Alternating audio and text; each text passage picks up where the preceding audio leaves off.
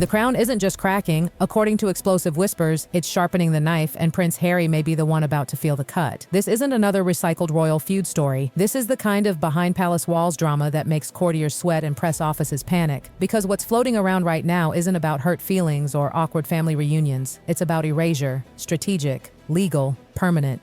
And if even half of what's being murmured in aristocratic corridors is true, the monarchy isn't just distancing itself from Harry. It's preparing to operate like he was never meant to be there in the first place. Tom Bower, the legendary royal author, is sharpening his quill. This decision came from William.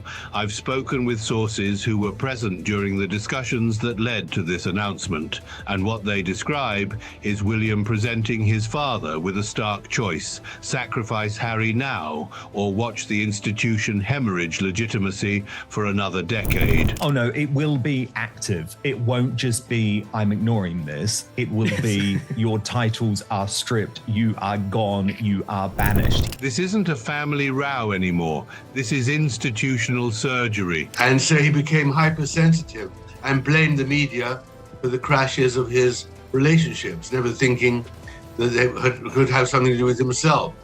So he's a very complicated, depressed, unintelligent man who is seeking a role and has got really nobody on whom he could rely, which is in the end where Meghan stepped in. I mean, a needy man met a woman who could help him with his needs. Now, no one blames these two poor children. I mean, I was listening to Maureen Callahan the other day predict that she thinks, eventually these two will move as far away from Harry and Meghan as possible.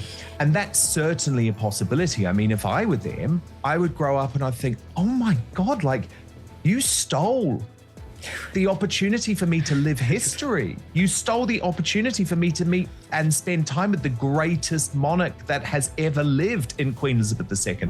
You cannot monetize family conversations, private phone calls, intimate letters, family grievances, and then expect the institution to protect you.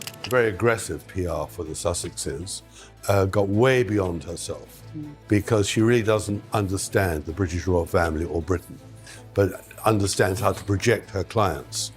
And so I think she got it wrong by leaking it, or even letting anyone know about it. What was that about? Was he looking for a hookup? Was he looking for what's it called when you pick up drugs? See, I'm such a goody two-shoes. It was, he's looking for something. Because in the end, one of Meghan's many deficiencies is she has nothing to say.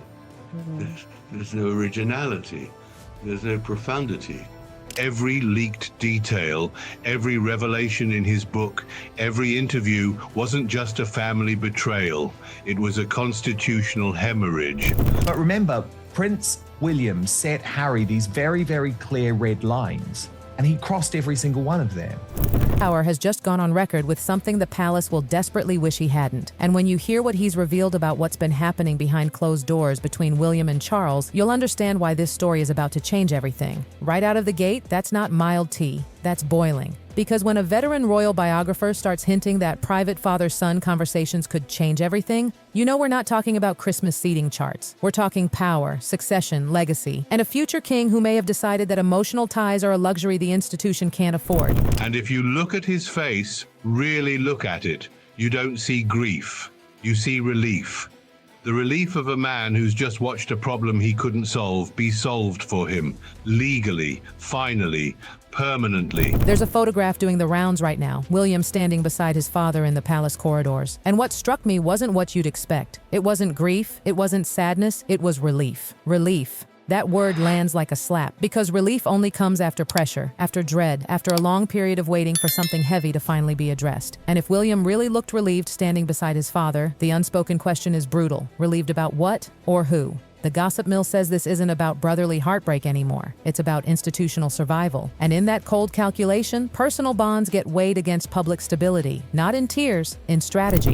What Meghan never really understood, probably not even now, is that when she was chaired as a working royal, it wasn't because she was Meghan Markle, it was because she represented British royalty and all the values of the Queen and all the tradition and the 1,000 years of history.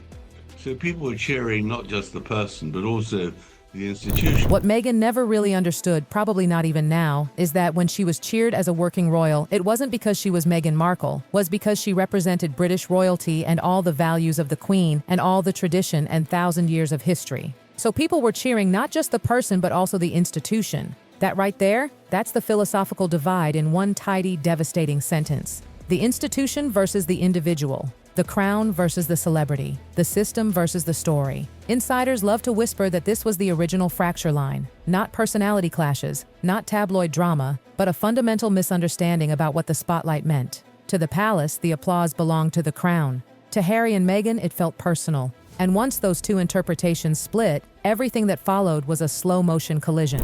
This isn't symbolic.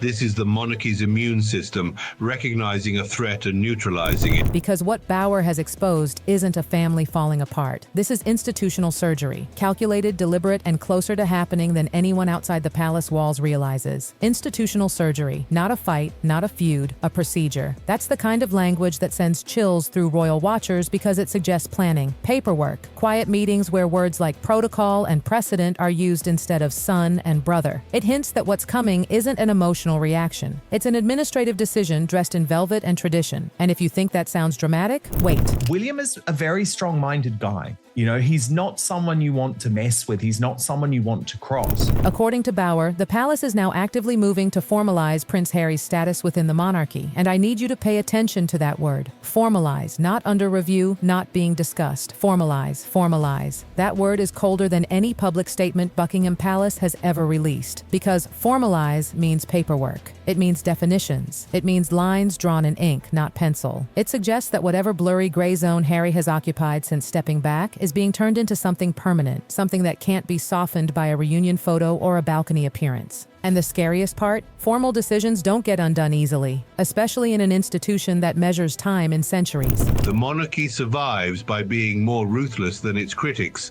more disciplined than its challengers, more committed to its own perpetuation than any individual is committed to personal happiness. Bauer describes documentation being prepared that would make Harry's position unambiguous. Removal from contingency planning, unambiguous, removed. Not just sidelined, not just taking space, but written out of certain future scenarios. Palace planning is famously obsessed with what-ifs, the darkest, most unlikely possibilities. And if Harry's name is being lifted out of those documents, that's not symbolic, that's structural. People close to royal reporting circles say this is where William's alleged influence becomes impossible to ignore, because this isn't the language of a grieving brother hoping for reconciliation, He exists, but he doesn't exist. Present in blood, absent in function.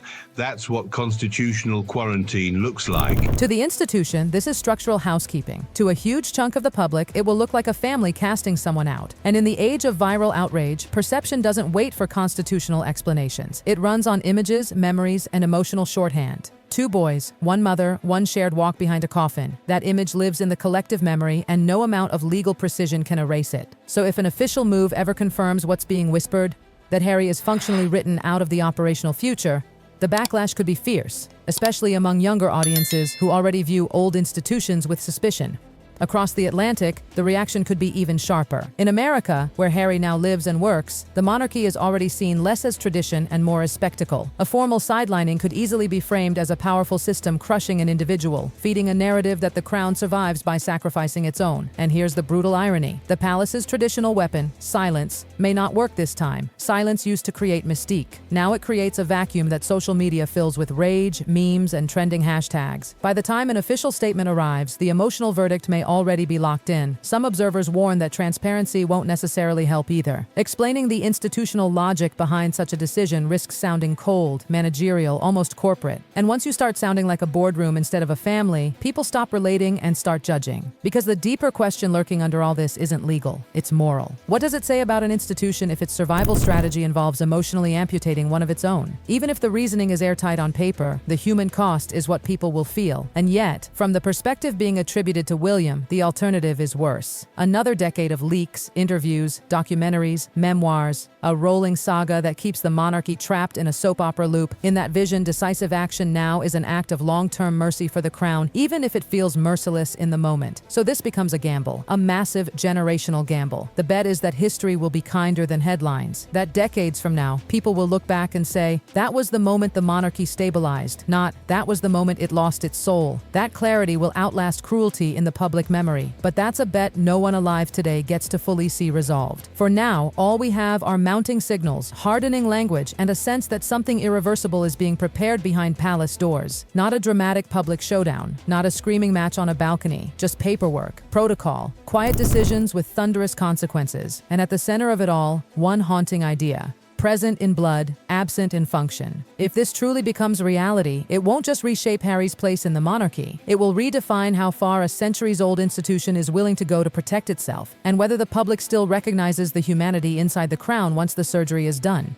It's the language of a future king who has decided uncertainty is more dangerous than heartbreak. The narrative building behind the scenes paints William as laser-focused on the long game. His reign, his children, the stability of the crown decades from now. In that vision, lingering questions about Harry's role aren't sentimental, they're liabilities. And liabilities in institutions like this get managed. Still, here's the twist that makes this story so combustible. The public doesn't see spreadsheets and succession charts. They see two boys who walked behind their mother's coffin. They see shared history, shared trauma, shared blood. So if this surgery becomes visible, the emotional backlash could be volcanic. Because while the palace may frame it as clarity, younger generations might call it cruelty. And in the age of social media, perception spreads faster than protocol. Right now, everything is still whispers, briefings, and carefully worded leaks. But the tone has shifted, the language has hardened, and if these reports are even partially true, the monarchy may be preparing to make one of the most emotionally controversial moves of the modern royal era. All in the name of long-term survival. And we haven't even gotten to the part about how deep this strategy goes, who's really pushing it behind closed doors, and what it could mean for Harry's children down the line. That's where this story stops being shocking and starts becoming historic. And here's where the whispers turn icy, because what comes next isn't about symbolism. It's about what happens in the worst-case scenarios the palace never talks about in public. Removal from succession protocols in all but the narrowest technical sense. He'd still exist on paper, but institutionally he'd be excised. He exists on paper, but institutionally he's been excised. That phrase hits like a door slamming shut in a silent hallway. Exists on paper, but institutionally excised. That's not distance, that's ghosting at a constitutional level. The kind of move that says, yes, you're still family, but not in the ways that matter to the machine. Because make no mistake, the monarchy is a machine. Velvet on the outside, gears and levers underneath. And when one part starts rattling too loudly, the instinct isn't emotional repair, it's mechanical isolation.